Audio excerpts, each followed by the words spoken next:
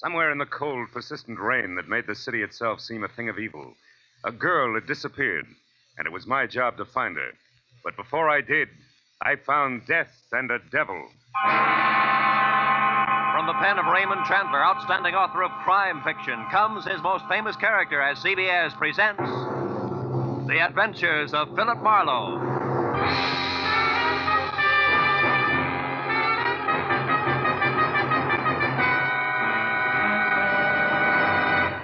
And now, with Gerald Mohr, starred as Philip Marlowe, we bring you tonight's exciting story, The Black Halo.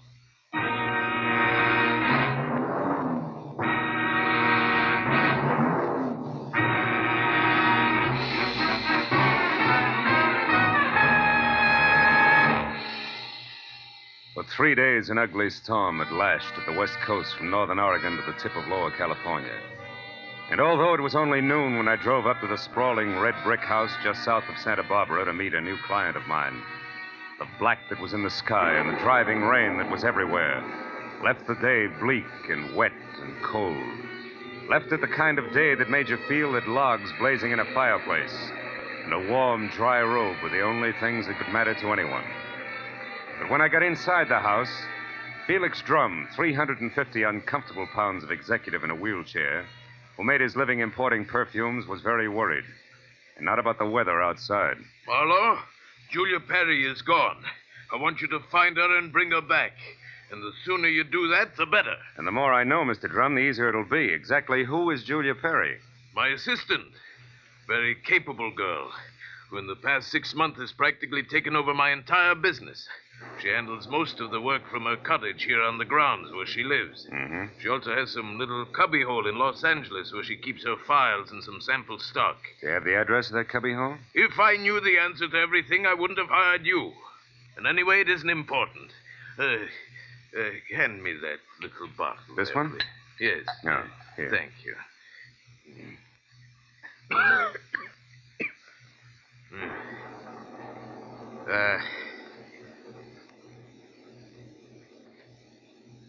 When did you last see Julia, Mr. Drum? 3 days ago. Oh, it was 3 days ago when she left on one of her regular weekly trips down to Los Angeles to bid on perfumes. Usually she stayed away overnight, but the Beechwood Plaza Hotel most of the time, and she was back here by noon the next day. I suppose you've already checked the Beechwood Plaza, huh? Yes, of course. My man Ruby, the one who showed you in, has called the place a dozen times. But they only know that Julia registered there 3 days ago and hasn't been seen since. Well, what about the girl herself, Mr. Drum? I mean her background, friends, family, that sort of thing. As far as I know, Marlowe, Julia has no friends, no family either. She's just a sweet but smart little girl from someplace in Kansas. Mm-hmm. No beaux, not even nice ones, huh? I don't think she had the time. You see, when Julia first came to work for me, she wanted to get ahead, and I gave her the chance. She made good. Mm-hmm. Today, she's as much my right arm as Ruby is my leg. Mr. Drum, did you notice anything unusual about Julia's behavior lately? Yes, and that's the reason I'm worried. About 2 weeks ago, I saw changes in the girl, Marlowe. She seemed less spry, more preoccupied. Oh? Yes. I figured it was overwork myself, since the end of the year always means detailed annual reports, so I made no comment at the time. I see. Tell me, Mr. Drum, what does she look like? Well, I have no pictures, but she's a blonde of medium height and was wearing a plaid raincoat and little circle of a hat when she left. Uh-huh. Altogether, she's sweet and simple, if that's what you mean. Yeah. Do you mind if I stop into the cottage on my way out? Marlowe, you turn the place inside out if it'll help any. Only since I'm certain that Julia's in some kind of bad trouble, you be quick and find her.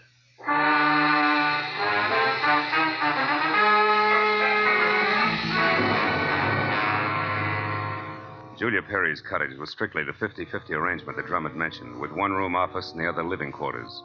In the office, I found everything in its proper place, so I moved to the other room. The moment I stepped over the threshold, the white fluff that trimmed the quilted bedspread and the splash of color in the drapes said that Julia Perry had to be something soft and warm. The half a dozen quietly tailored suits that were lined up in the closet like a squad of soldiers facing right told me that she was also simple and neat.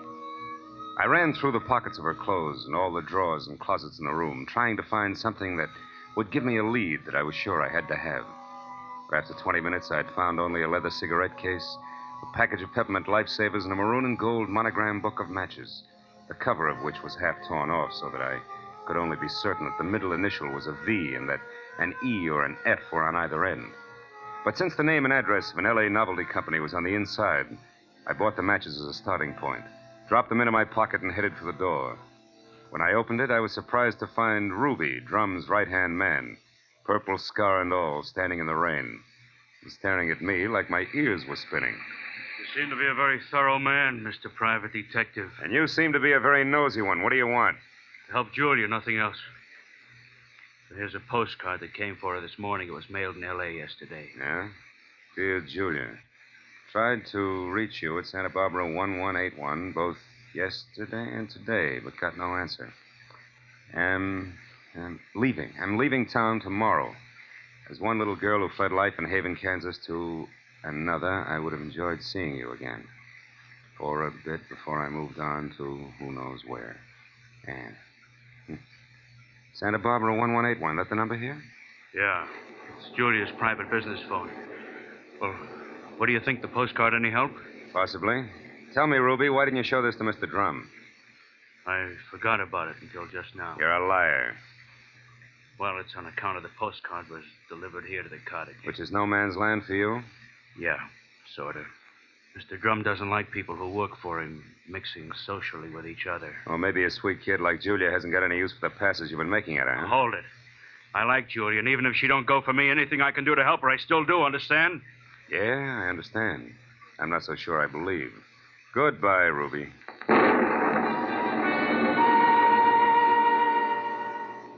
It was pushing 5 o'clock and still raining by the time I got back to L.A.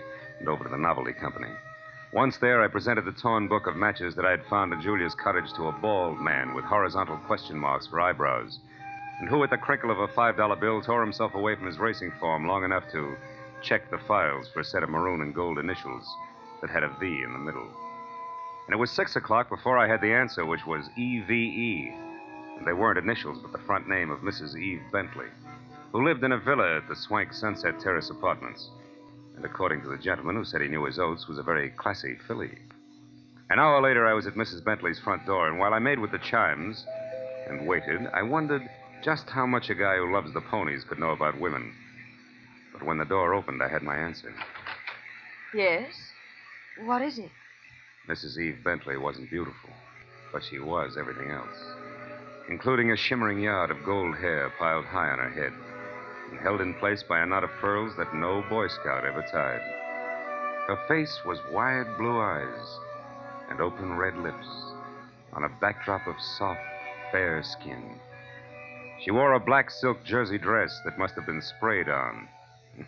She smiled when I said my name was Philip Marlowe and that I wanted to talk. Talk about what, Mr. Marlowe? Julia Perry, ever hear of her? No, I haven't.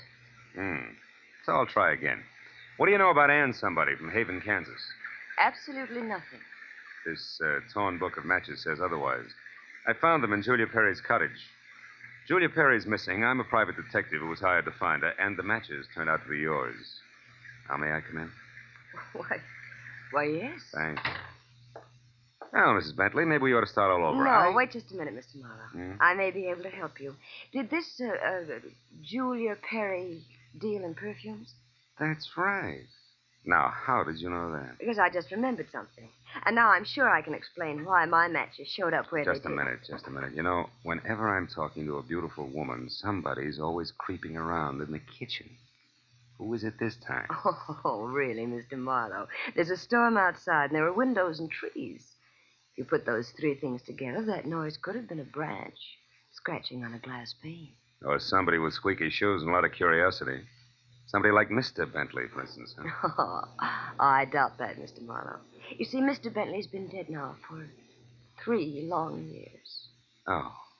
Yes. Well, you were saying something about the matches. Oh, yes. This Julia Perry must somehow or other gotten hold of them through my fiancé, Marvin Whitaker. How does that figure? Like 2 and 2. Marvin is in the perfume business. Ditto Julia. Also, I think he mentioned her name once. Said she was very clever for a girl who looked like somebody's kid sister. That fits all right. Where will I find said fiancé? At his favorite bar and grill. But won't you have a drink first, Mr. Marlowe? No, thanks, Eve. There isn't time. Now the bar and grill. The Blue Boar. Blue which? Boar, Mr. Marlowe. Yeah. It's a very English spot over on Wilshire, opposite Arthur Murray's studio. But before you dash, do you at least have a match? Yeah? Whole book of them, honey. Torn cover and all. And I want you to keep them. After all, they brought us together, didn't they?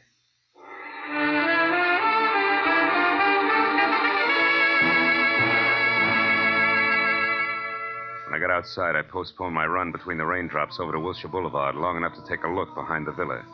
And there, in a newly planted strip of clover lawn below Mrs. Bentley's kitchen window, I found something which was no surprise.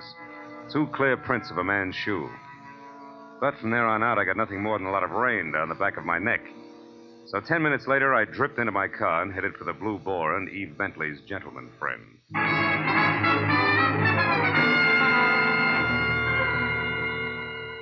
I located Marvin Whitaker, a handsome, hale fellow well met, in a white turtleneck sweater and riding breeches, behind a hot rum toddy in a corner booth that was pictures of steeplechase mounts against newly antique mahogany. And when I told him that I was looking for Julia Perry, he flashed a lot of glistening teeth at me, insisted that I join him in a warming glass of spirits, and started to talk, gesturing all the time with a riding crop. Why, yes, old man, I know Julia Perry. In fact, almost did some business with her today. You mean you were supposed to meet Julia someplace? That's right. At 1881 Selma Avenue, to be precise. But she called me this morning and postponed the whole transaction indefinitely. Could you stop projecting long enough to tell me why? She didn't say. Of course, it's of no bother to me on a day like this. No sane man should be any farther away from a toddy than we are right now. So drink up, old boy. It'll do you a world of good. Yeah, I bet it will. Look, Mr. Whitaker, one more question. Did Julia ever speak of a girlfriend named Anne? Someone she knew years ago in Kansas? No, I don't believe she did, Marlowe. Matter of fact, Julia never talked of anything but perfumes. Now drink your drink, fellow, before it's chilled through. Thanks, but no thanks, old bean. I do have to run, really. It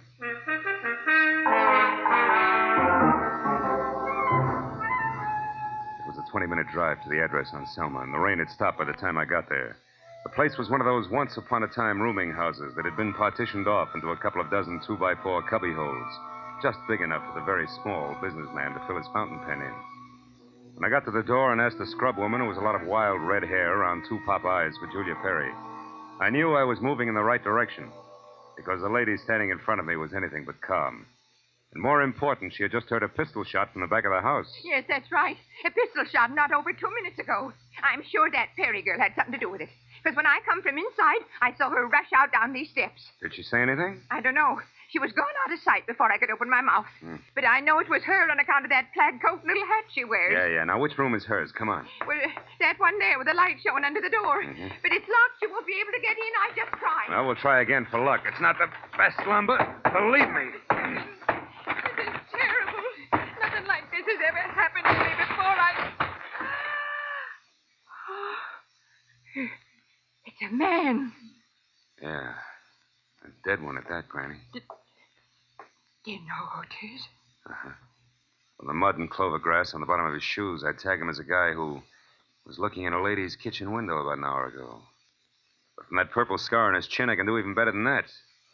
The name, Granny, is Ruby, a guy I thought was still in Santa Barbara.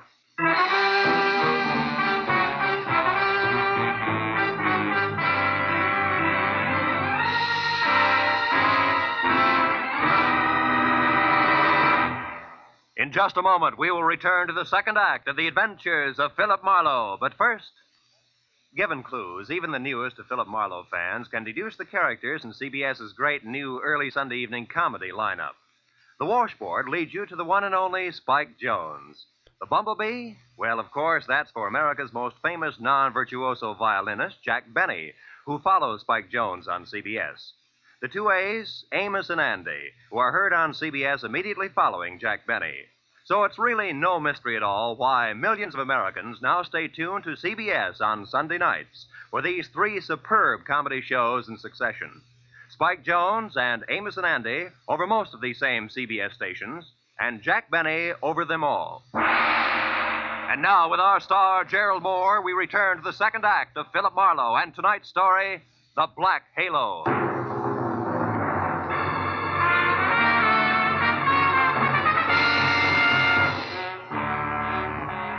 Ruby's body sprawled on the floor, and the girl in the plaid raincoat running away from it meant one thing. Julia Perry's trouble was important, like life, but more like death. A half sneer was congealed on Ruby's face, and his eyes, turned waxy, still held a look of mild surprise. I wasted some breath telling the scrub woman not to touch anything, and then I put in a call to my overweight client in Santa Barbara. He was glad to hear from me, at first. Marlowe. Well, now, I didn't expect a call from you this soon. You sure work fast, don't you, lad? Have you found her? Have you located Julia? Not quite. She's about 5 minutes ahead of me. Incidentally, Mr. Drum, she works fast, too. What do you mean by that? Let me ask the questions, huh? Number one, what was your leg man, Ruby, doing in L.A. tonight? Ruby? Yeah. Why, I sent him in to pick up some medicine for me. Why? Come on, Drum, you can talk straighter than that, and you better. I just found Ruby dead. Dead? Ruby's dead? What happened to him, Marlowe? He was shot. So forget the gags and tell me why he was snooping around. All right. I didn't trust you. No. It's my policy to trust nobody until he proves himself. I sent Ruby in to follow you and check on your progress. That was brilliant. You only made 3 mistakes. First, I don't need to be checked on. Second, you got your man killed. And third, you forced Julia's hand. Because it was Miss Perry herself who pulled the trigger on Ruby. Julia? Marlowe, I don't believe that. Which proves nothing, Mr. Drum, but skip it. Tell me, do you know a man named Marvin Whitaker? Whitaker? Yeah. No, should I? Well, he says he's in the perfume business. Well, I know everybody on the coast who bought more than 2 bottles of perfume at one time in the last 40 years, and I don't recall that name. I think the man must be a liar. So do I. Thanks for the help. And, Drum, if you've got any more expendable flunkies around, keep them out of my hair. I'll call you when I've got something.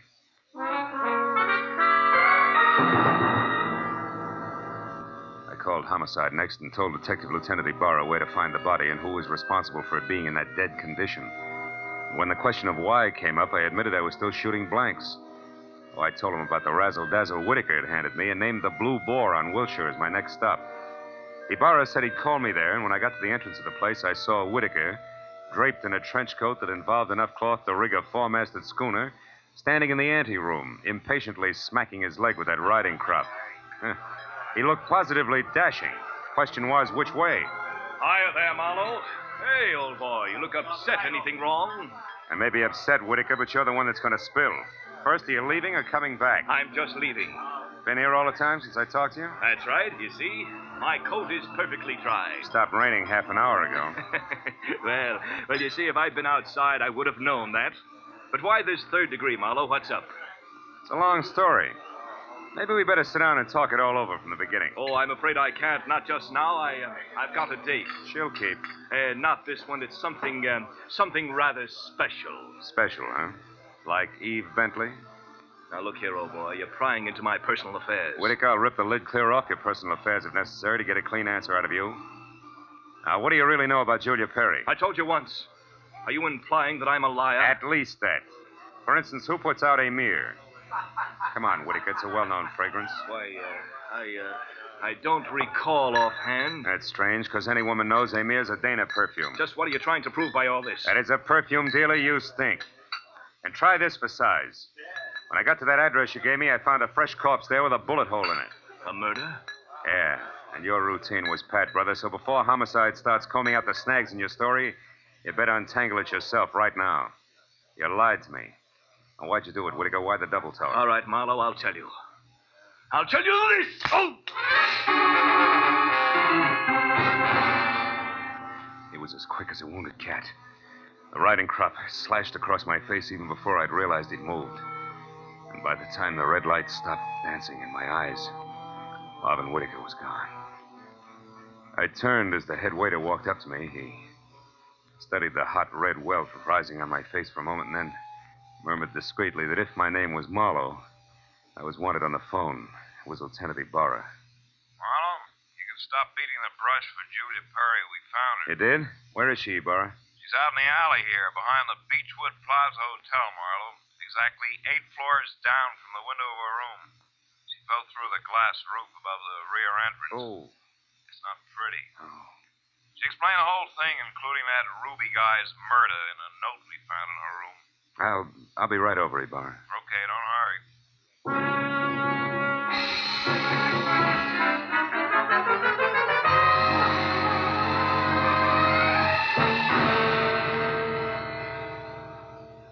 The old story, Marlowe. When Drum finally got around to trusting her, he practically gave her his business. It was too much temptation. Mm-hmm. She'd been stealing from him in a big way for almost a year, her note says.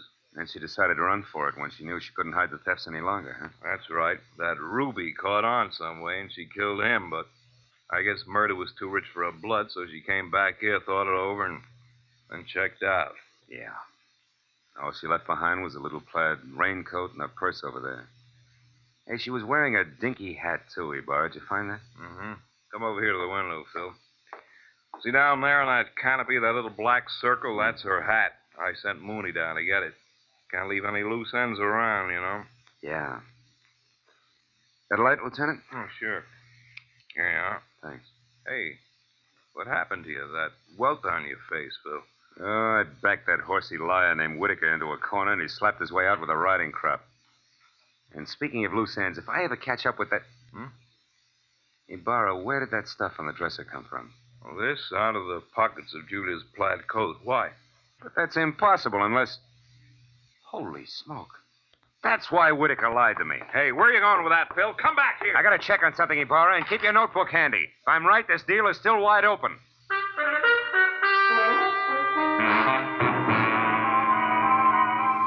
All the way from the suicide's room in the Beechwood Plaza out to the widow's villa in the Sunset Terrace, my mind juggled a jumble of facts, trying to beat them into a brand new pattern. A pattern that had to include an object Ibarra had found in the pocket of that plaid raincoat.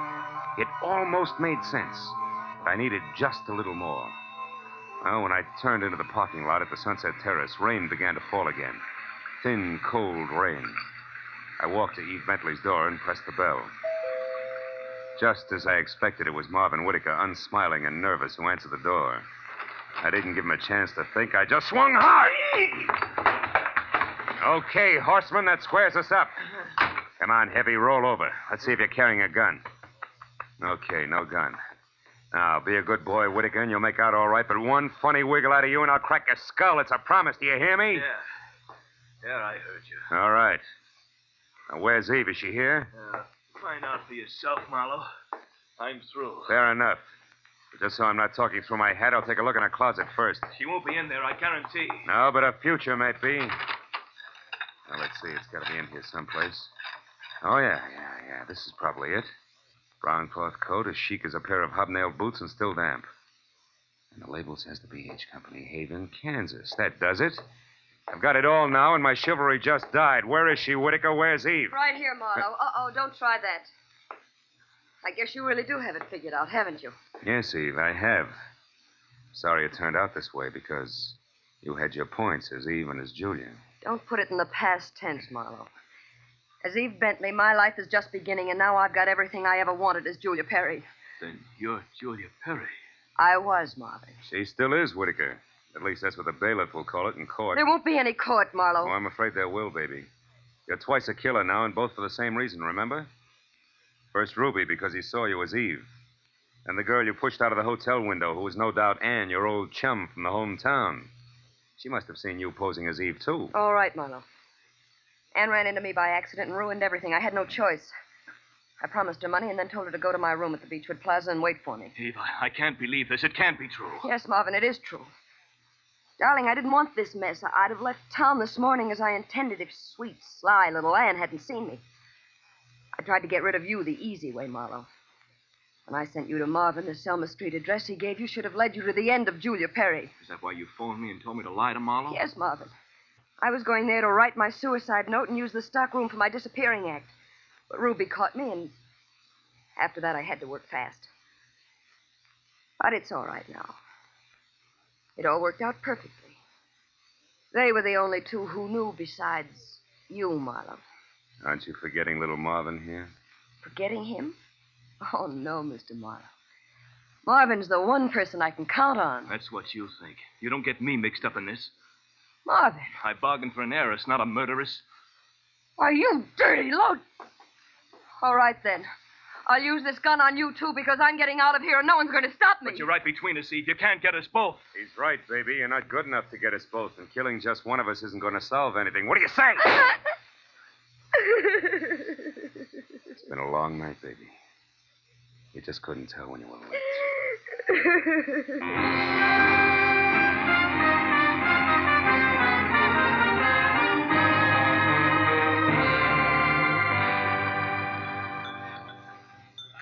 You want any more of this coffee, Marlowe? No, it's sludge, Lieutenant.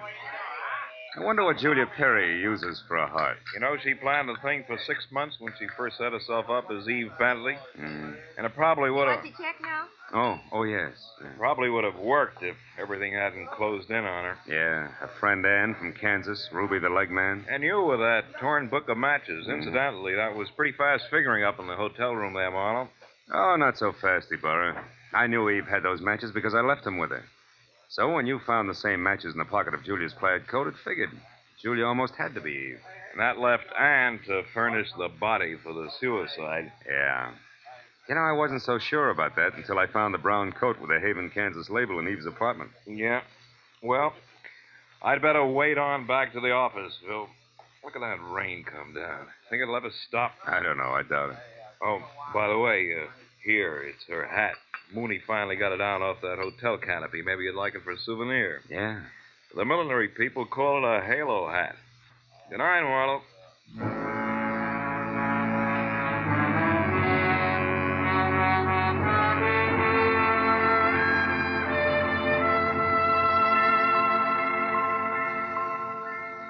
I sat there a while after Ibarra left, looking at the rain in the street, and the cold coffee in front of me, and Julia's little round halo on the table. And finally I got up and went outside. Dirty water scudded along the gutter and gurgled thickly into the sewer drain at the corner. For a minute I caught a glimpse again of the girl I'd figured Julia Perry to be when I went through her cottage in Santa Barbara. Yeah, that girl was an angel. But when I finally caught up with her, her halo turned out to be black, jet black, inside and out. I dropped the little hat into the gutter and watched it go as far as the drain at the corner. And then I went home.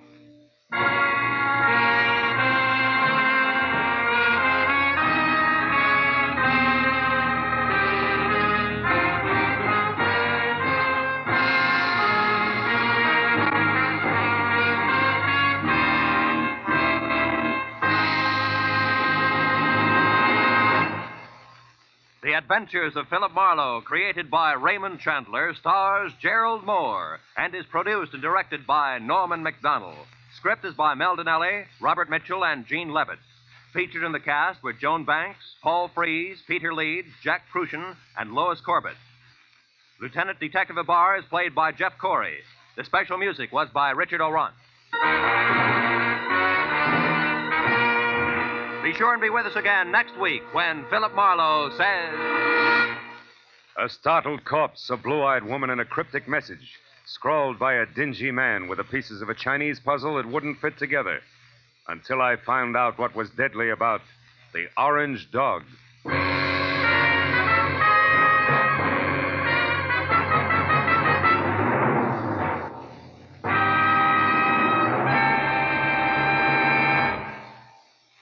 You'll find a whole hour of fun, variety, music, and thrills on Sing It Again tonight and every Saturday, for it's heard over most of these same CBS network stations. Now, stay tuned for Gangbusters, which follows immediately over most of these same stations.